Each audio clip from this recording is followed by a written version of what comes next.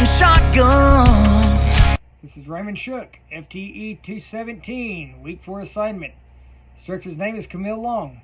Today's date is February 10, 2024. I'll be going over cleaning, lubricating, and inspecting of the AR platform, how to spot ammunition malfunctions in the AR platform.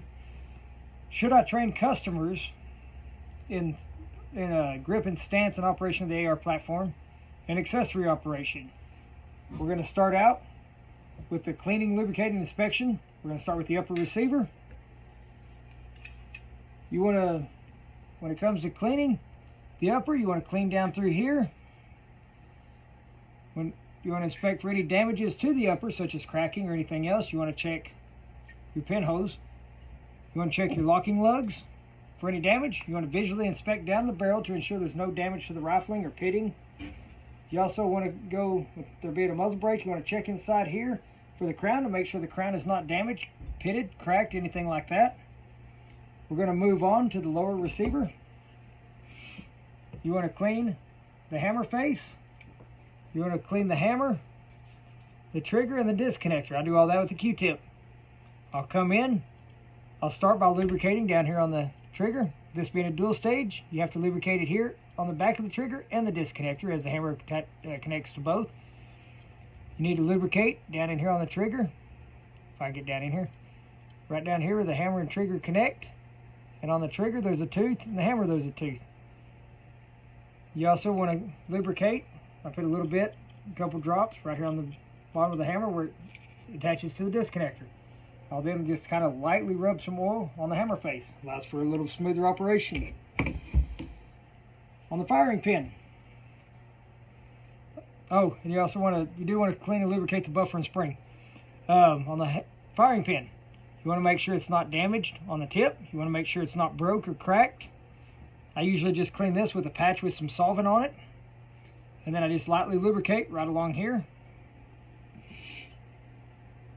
On the bolt face, you want to use a nylon brush. You want to just kind of brush right through here along the extractor. Clean it, put a little lubricating.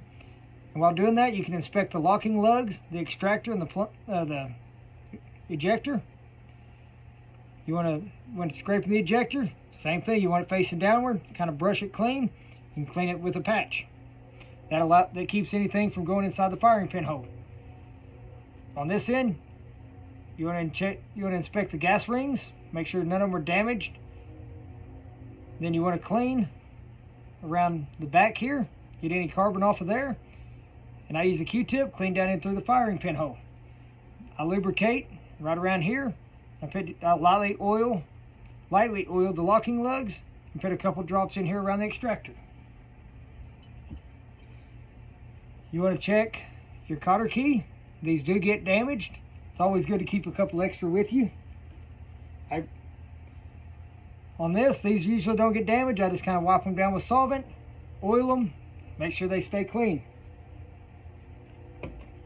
When it comes to the bolt, you want to check the gas key. Make sure that these screws aren't backing out. Make sure the gas key itself isn't cracked. You also want to check for any damages to the bolt carrier. When it comes to lubricating, you want to lubricate along the side here. I just lightly lubricate right across here where the hammer slides. Lubricate right here. And on each side of the gas key, you'll see a little flat spot. Lubricate those. I also run a little bit of lubrication right down in here. Most of this can be cleaned up with Q-tips and patches with solvent. You also want to use a chamber brush inside the chamber. Moving on to the next, is this the way I was taught or similar? This is pretty much the way I was taught. I was taught by some people that were in the military on how to properly clean and maintain these. When it comes to how to spot ammunition malfunctions, look for broken triggers, broken bolts, damaged lugs, damage to the rifling. The ones I've found most susceptible to these, the high caliber AR-10s, due to the chamber pressures. You have a lot of problems breaking the bolt stuff. The pistol caliber carbines with a wide range of ammunition out there. Some of the rounds are underpowered to cycle them, which will lead to a lot of gassing and a lot of carbon buildup and not let it cycle right. SBRs and AR pistols, kind of the same thing. Some people put the wrong buffers and springs in them. Don't let it cycle right. Also, military surplus ammo. Some of that surplus ammo ends up going bad over the years. Not powerful enough. End up putting a lot of carbon buildup due to it not pushing out. Also can cause squips. Should I train customers in operation? I believe that a customer should understand exactly how to operate their AR platform. I also believe that stance and grip can end up causing malfunctions due to like limp wristing on the semi-automatics. Accessory operation. When it comes to accessories such as triggers and suppressors, whether you're running a binary, a forced reset, a competition trigger, or a dual stage like I run on mine, you need to understand how they operate, how they work. That way, when you install them, you ensure that they're operating correctly. Suppressors, if the rifle itself is not properly tuned with the suppressor, it will not operate right. You need to adjust the gas system. You may need to adjust your buffer and buffer spring. That pretty much concludes this video.